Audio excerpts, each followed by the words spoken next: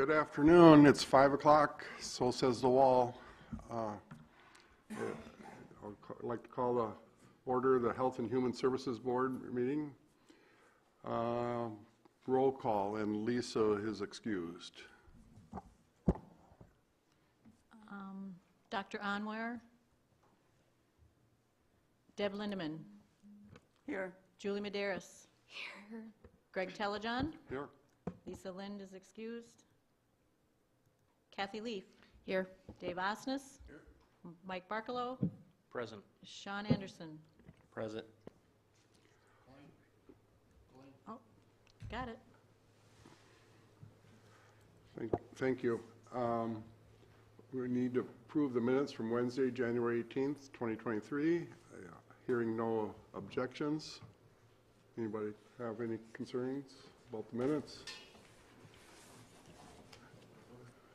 Well, I was just going to approve them anyway. Yeah.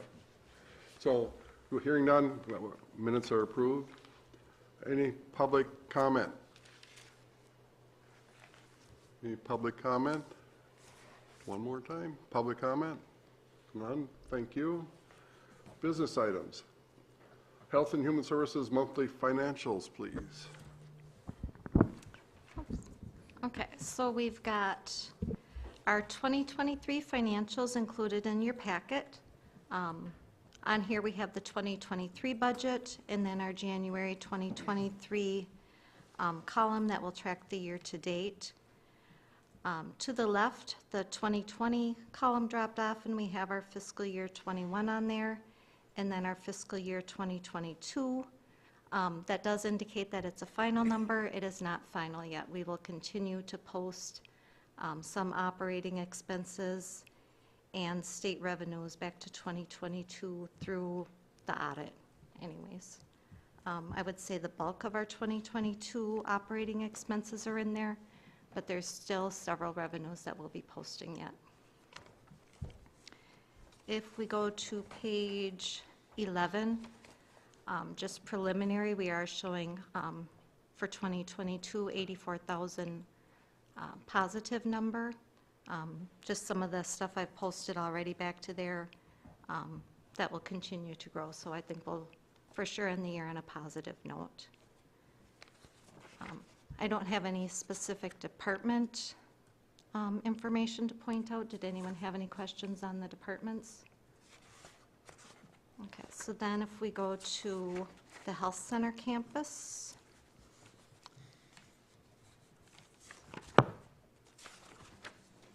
And that is starts on page 24.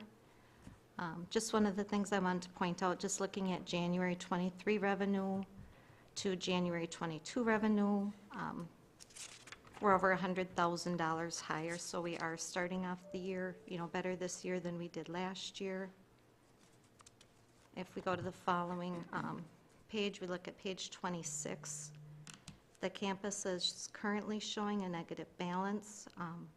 I do have some additional MA revenue to post. I had July through October posted. I have November and December calculated.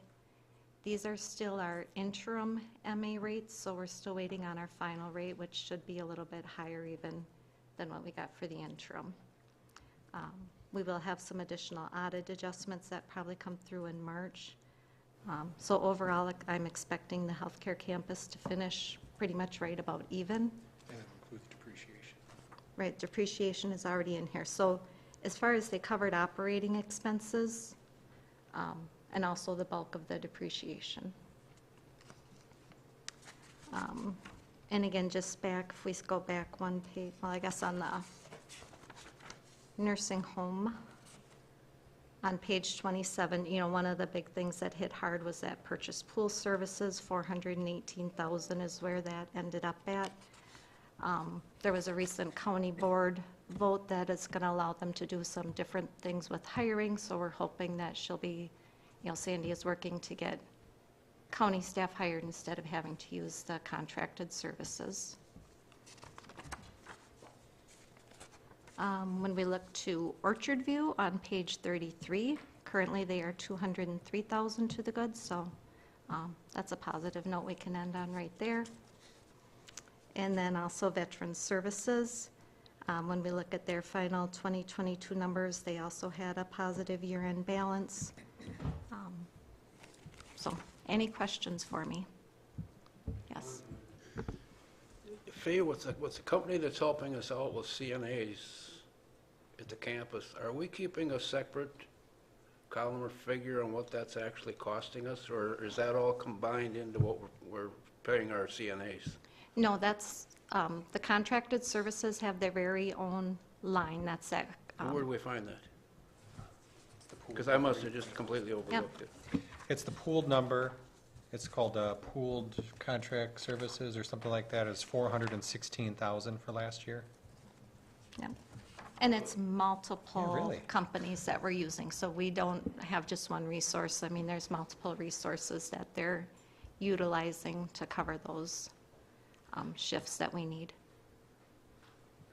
And then this is the group of folks that are coming up from Texas and from Tennessee or whatever. Some of them are, and then some they're of them paying are more They're paying local. their own way, so we're with what the actual cost is per hour that we're paying them is helping them offset that expense. Is that true? We have a contract with an agency, and how, that we're paying this amount per hour. I don't know how that works for the individuals. I guess I didn't look into that contract, but I know some of them are from out of state. Some of them are from more local areas, but, yeah. And do we know how much longer they're going to be with us? We will use whatever we need to cover the shifts we have open. So as we can get more staff hired, when I see the employee action forms come through, we would use them less. I mean, most of them are hired just weeks at a time. So there's not some 6-month contract or something that we're obligated to. We would just use those as they're needed. Okay. Thank you. Also, if I could just say, if we can improve recruitment and retention for county employees to replace those contracted employees, we can obviously save money there, but also we hopefully can increase the census by hiring up to a level where we can fill the vacant beds, which would, again, help us with revenue. Any other questions? Thank you. Health and Human, excuse me, Health and Human Services Board orientation of the Behavioral Health Division. Thank you. I'm Char Lopez. I'm the Behavioral Health Administrator and Health and Human Services Deputy Director. I put together a PowerPoint to keep me on task because I could talk about what we do for hours, and I won't, but we have so many things that we provide under our behavioral health area.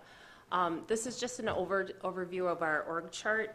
Many of the things that we provide in the next section, I'll talk about what's mandated and not mandated, but so many things of what we do are mandated, and we have services that help support those services that are mandated that really are in the non-mandated category, but help in the other areas. It's not working. So I added our brochure that is out of, it's outdated because we have had changes in December, and then we had changes we had changes in January and then changes in February in some of the service areas. So one of the service areas that has moved is our adult community support went under the world of CCS, and we're compartmentalizing things a little bit more as to, so that's our community-based services. It fits better there. So Becky Kerr has taken over that, and that was in January. And then in February, we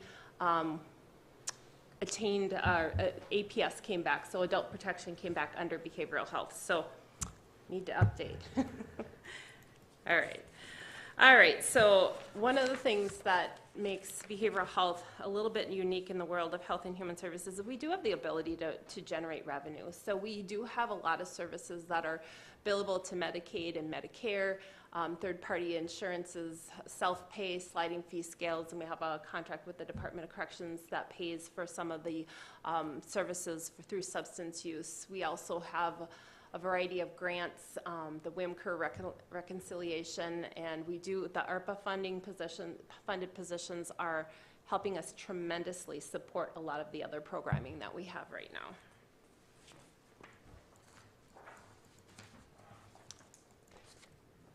So we, like I just said, we're kind of rebranding and revamping our structure a bit.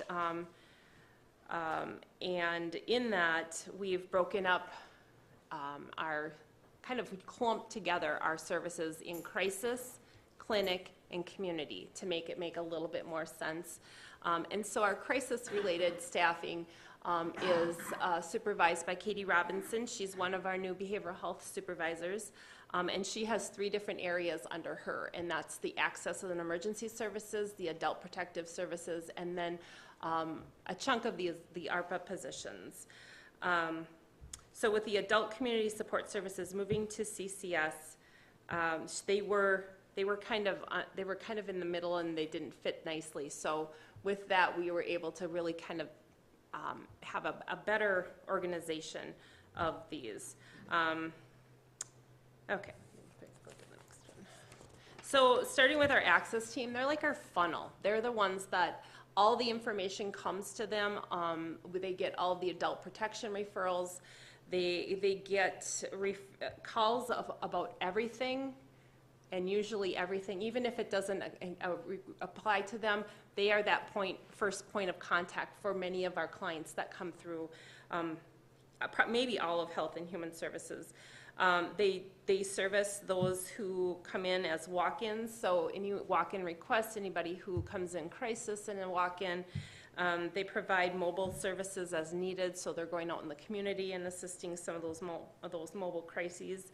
And their goal is to assist that person to find the place they want to be. So if they call and they don't know what they're looking for, they kind of help walk through that, do a kind of a brief assessment of what they're looking for, and connect them to the right people.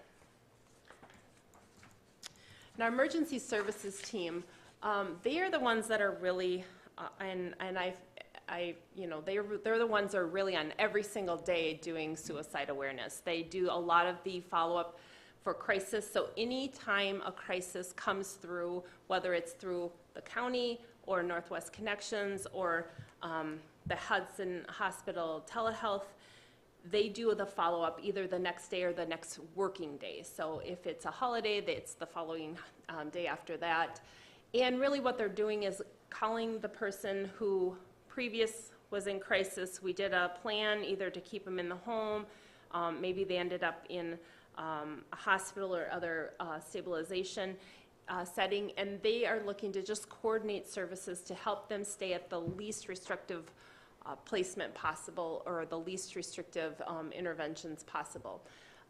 They also do all of the court proceedings related to the mental health commitments. So if somebody does go to an emergency detention, they're the first point of contact for the hospital in coordinating the court and aftercare from the hospital stuff. And then they track all of that to make sure that we're in compliance and that folks are receiving the services that they need.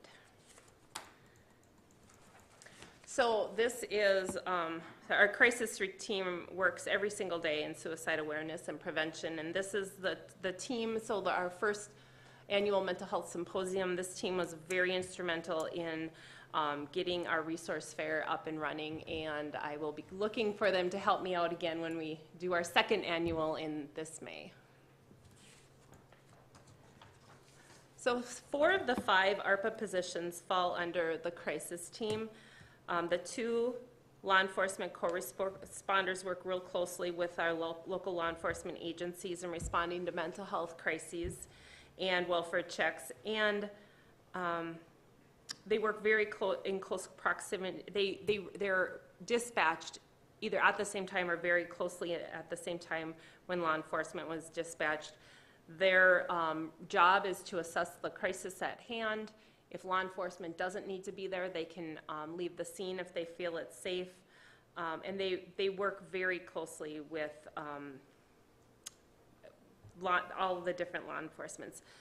And then there's 2 community case managers. And so what we found with these 2 community case managers, so all of our our Department of Health Services administrative rules dictate what we can and can't do. And sometimes it leaves our services in silos, and they have been very instrumental in working in and around those things. So they're really the gap fillers. They have been able to help folks in areas that we normally can't, and some of that comes with, with what we're providing. We can't work with out-of-county clients. That's, because we're a county system, so they're able to do that. It's federal monies. We're able to do that.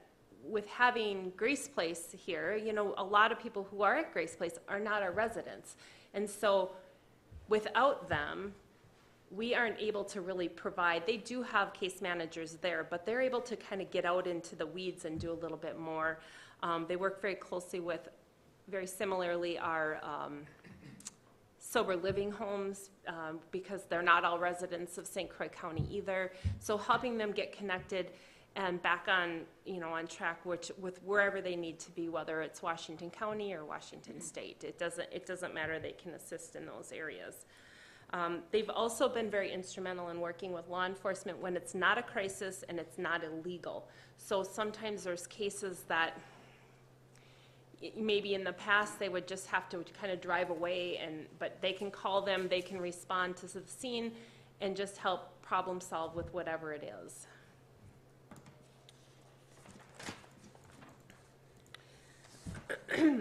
So this I think 2 weeks ago, adult protection moved back to behavioral health. So we tried it for a while in ADRC, which it really fits well there because the services that they provide, but what it lacks is that they didn't necessarily have the backup support, the supervision piece where we do in the crisis world. So what they do really is a crisis intervention oftentimes, and it fits really well with the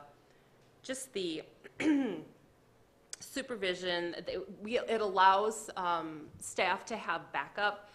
And previous, when Kristen Newton was in this position, the crisis supervisor position, she had all staff cross-trained, so then you actually have backup for when they get inundated, and they have been inundated lately. So we're going to do, actually on Friday, next Thursday, Heather Amos is going to come and do a training again for all behavioral health staff to get everybody back on the same track and trained again in both doing, what it is, adult protections, referrals and interventions, but also guardianship and protective placement. So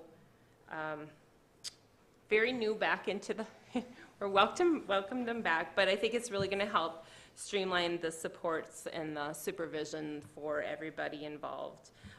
Kristen is going to continue to be very involved because she's our resident expert in this world, so she's willing to share herself with us for a while. Okay, so that was crisis. This is the clinic-related staff. Natalie Radich, who's here with me today, she is our newest behavioral health supervisor who oversees the integrated clinic with both mental health and substance use disorders, and also the jail services and the case manager who is at the government center.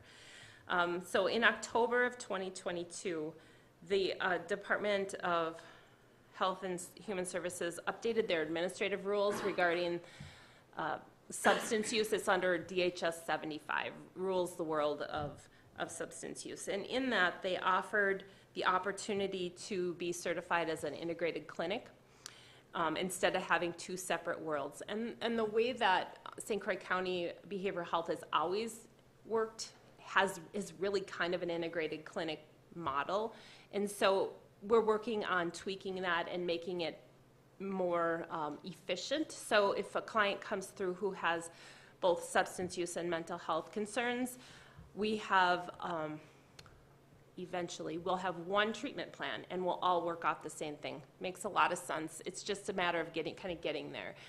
So we have all the elements necessary. We're just got to kind of fine tune what we're doing and get with the same page. So really, and overall, doing it that way is really gonna, it makes it more efficient, not only for the staff, but a better service for the client. So within the clinic, we have one full-time mental health nurse who really provides a lot of the support for our 2 psychiatrists. So one of our psychiatrists, Dr. Simon, works only telehealth, and he does a half a day 2 times a month. And he's going to do that forever. He guaranteed me. He's a fantastic resource for us, and he sees a ton of clients. So his involvement with this is invaluable. Without him, we'd be seeking another psychiatrist, and they're really hard to find. So we're very lucky to have 2. The other Dr. Platz we have for 2.5 days a week. He is in person, so he comes in, and the mental health nurse works hand in hand with him on medication management.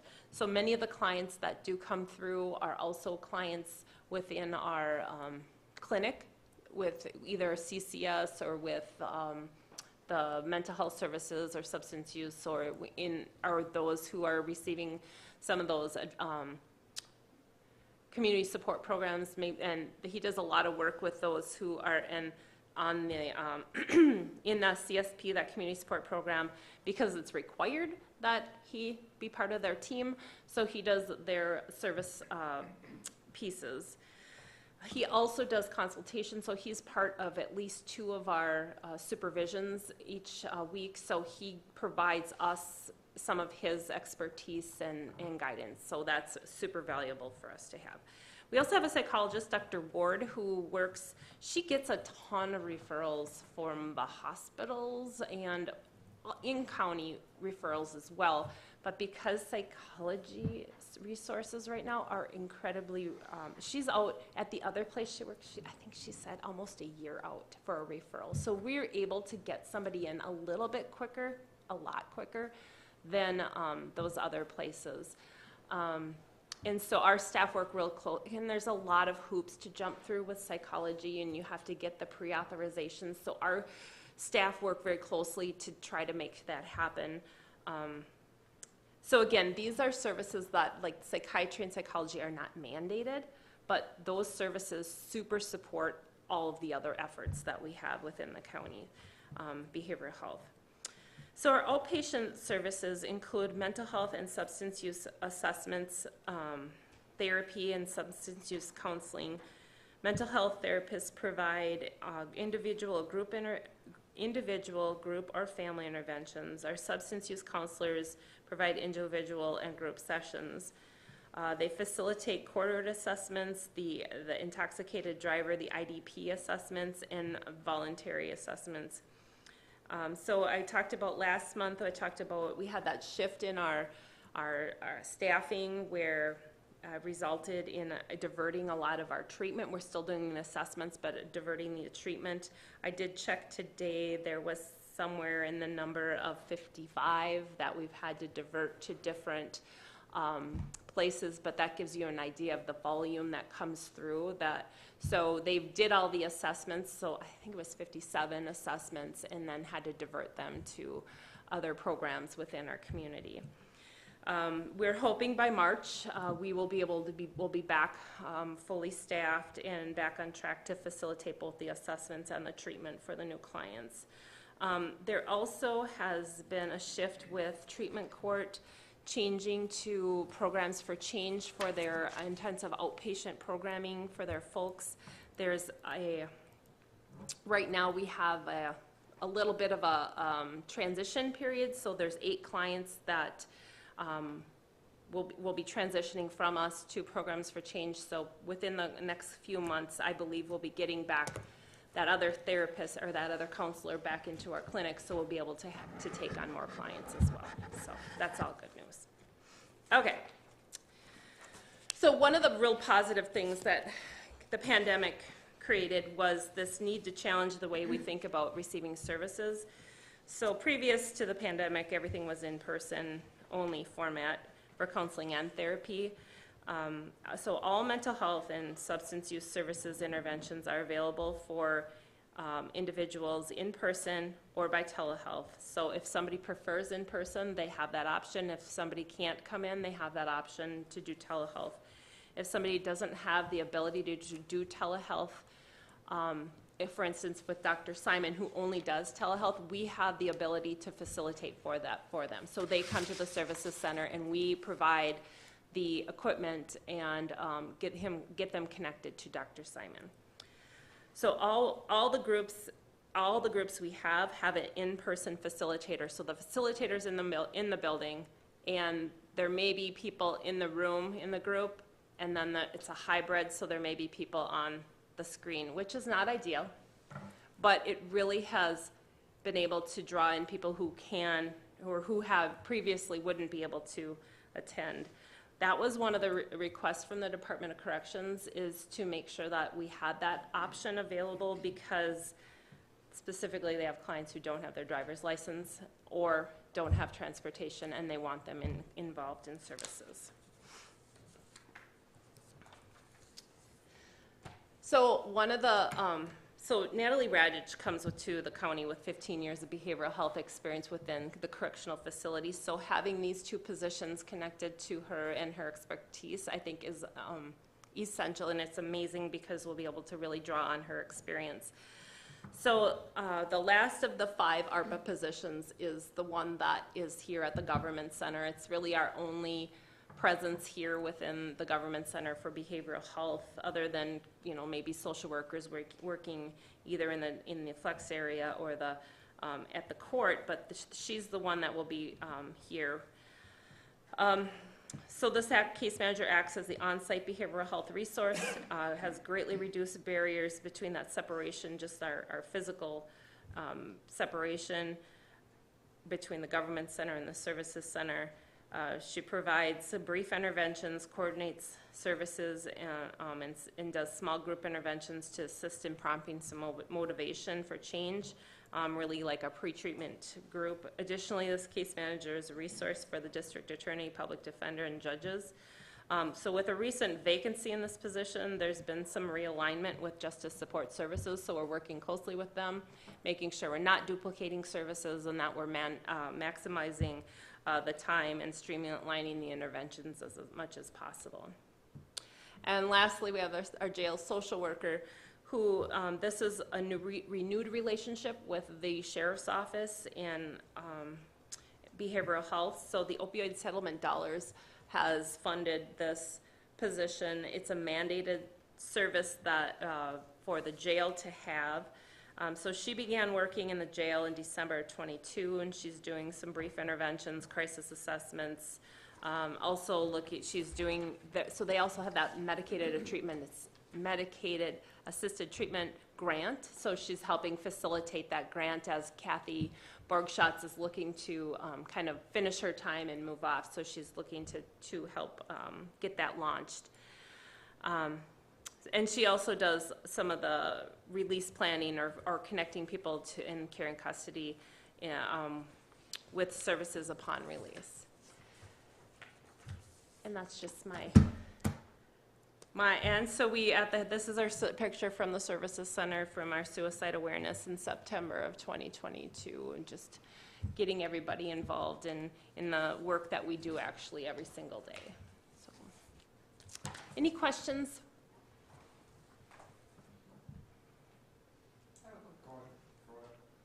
I'm just curious, when people get on a emergency detention, how many actually follow through and have to be committed versus they voluntarily accept treatment? That's actually a really good question. So, I think I'm shooting in the dark, because about 10%, 5 to 10% of all of our calls traditionally have been emergency detention. So we just roughly, if we say we had 1,000, 50 have the emergency detention. And I think the number was about 30% of those actually go through.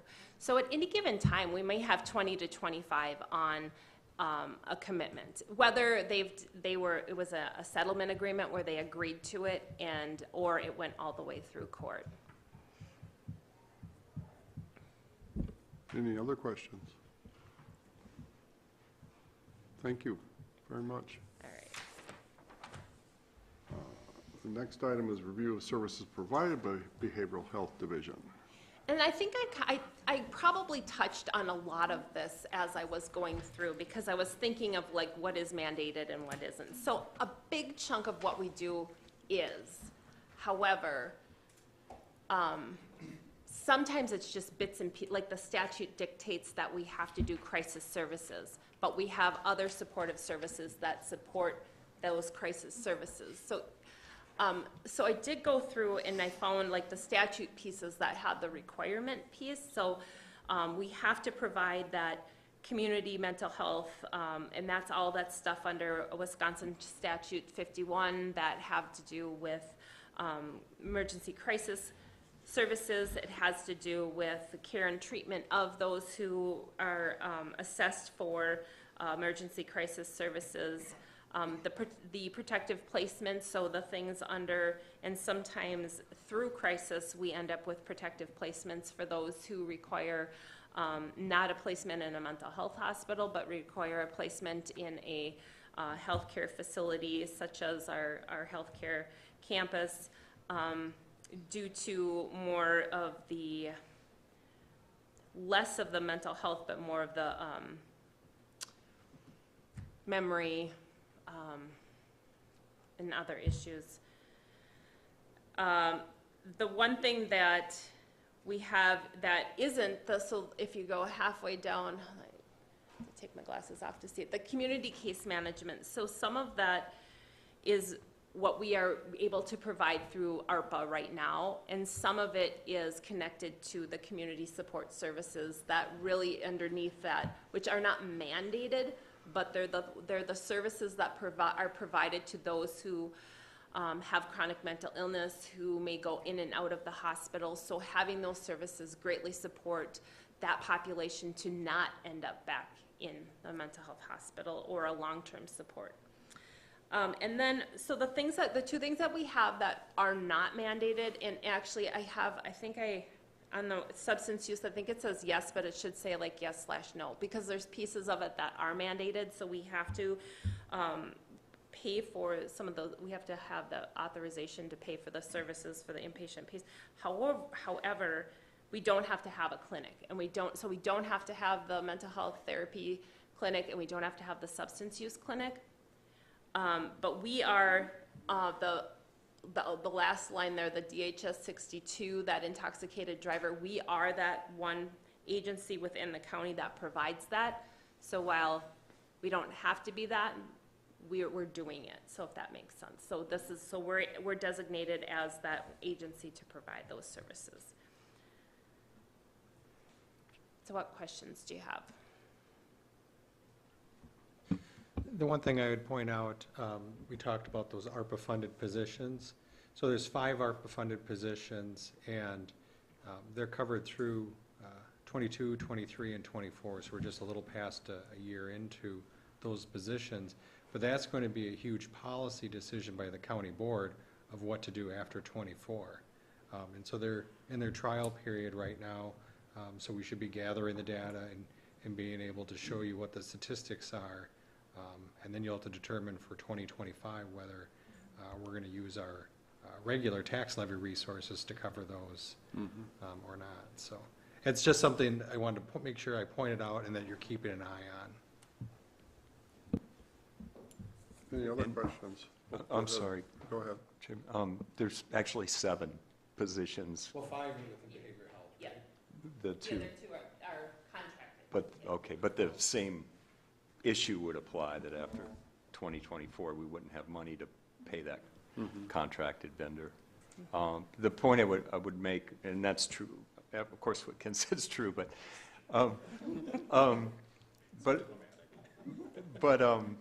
our intention all along was to find ways to sustain these positions if they're found to be effective in reducing some of these high-cost kinds of placements that we constantly are funding.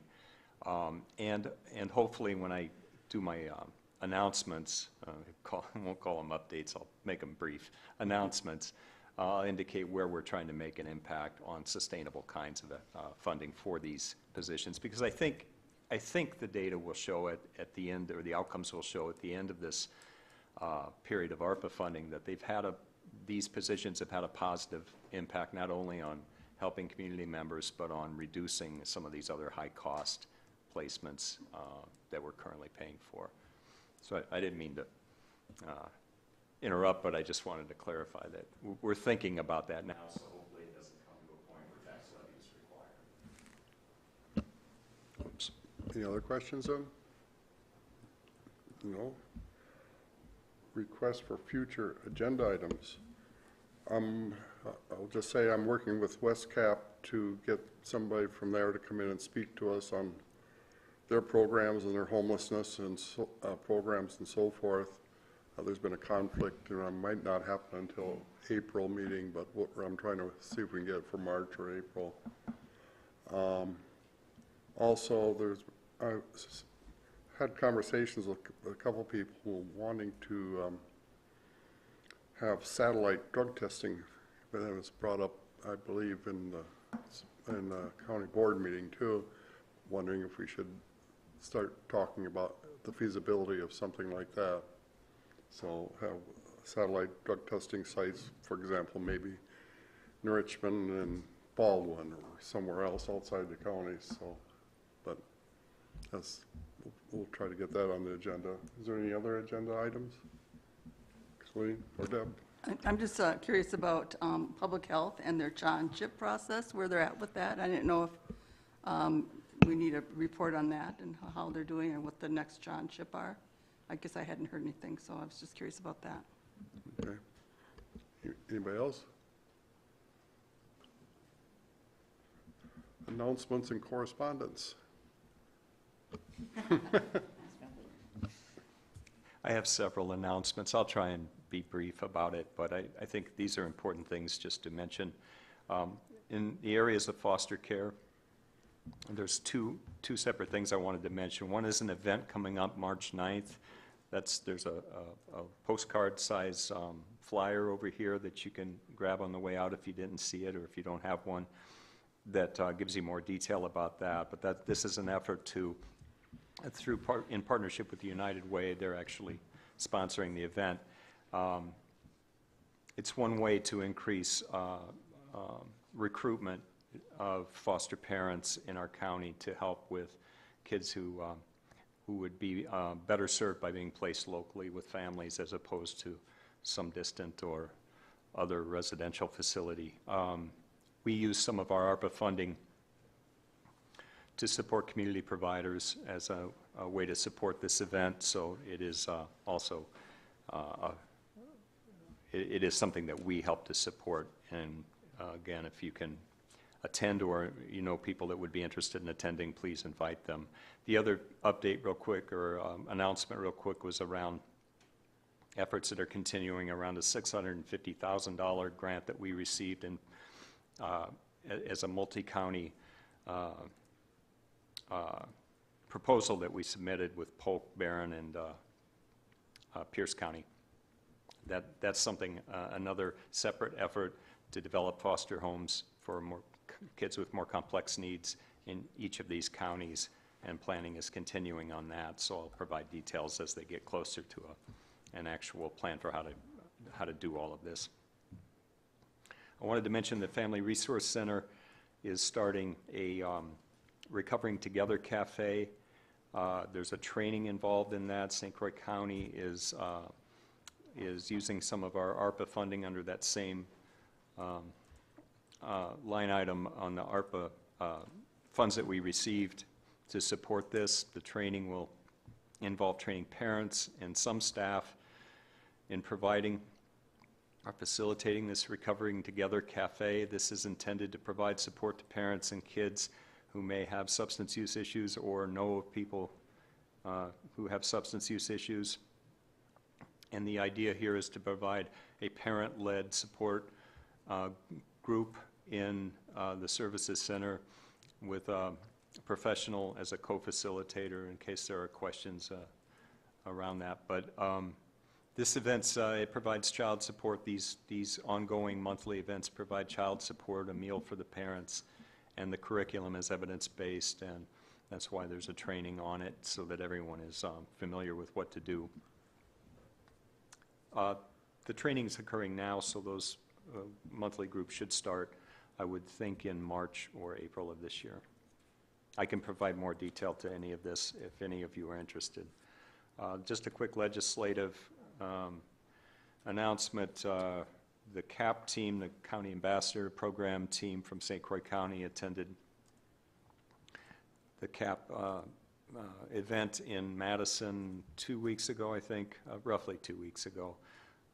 Supervisors Telejohn, Osnes, Fiedler, and myself went to represent St. Croix County, and we met with individual legislators and their staffers to talk about budget priorities for the upcoming session. There's another WCA conference, legislative conference, coming up next week, is it? I think next week, that I'll be attending in Madison as well. The Mental Health Symposium, as Shar mentioned, is tentatively scheduled for May. We have a couple of venue options that we're looking at for that, and we don't have a date yet, but that'll be focused on addiction and substance use as a topic area for this symposium. The doors at the Services Center, in the lobby area, there's glass folding doors. You might have noticed if you've been there. We had those moved back to the hallway, and now they're closed. This was a security and safety action that we took to help provide some barrier between people in the lobby area having access to the hallway behind that area. And it's a glass door, so obviously it's meant to be a way to prevent someone from immediately going back to those areas. So if you come to the Services Center and you go walk up to the door and it doesn't open, it's because it requires key card access, and staff all have that. But if you don't have, for anyone in the public or even board members don't have access to that area, reception will, the front desk support staff will call somebody to come up and get you or and escort you back. And the last thing I was going to mention was we're still working towards developing ambulatory withdrawal management services in partnership with Western Wisconsin Health.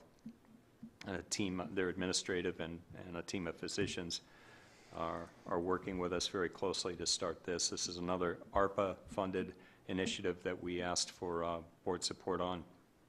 We have $150,000 in ARPA funding that we're going to use towards this effort that would better treat people with substance use disorders that present at the hospital who are actively in withdrawal. And there's more to that, of course, if you have questions for me. We'll be looking at all the opioid settlement dollars as they come in and developing proposals for potential ways to spend that money to abate, prevent, and help to abate some of the opioid challenges that our county and every county faces, with, especially with fentanyl and other synthetics coming into the county. So I think that's it for me. I'm sorry there were so many.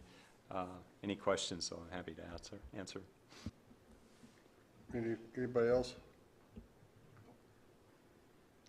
I hate to say this, but we're adjourning at 5:43.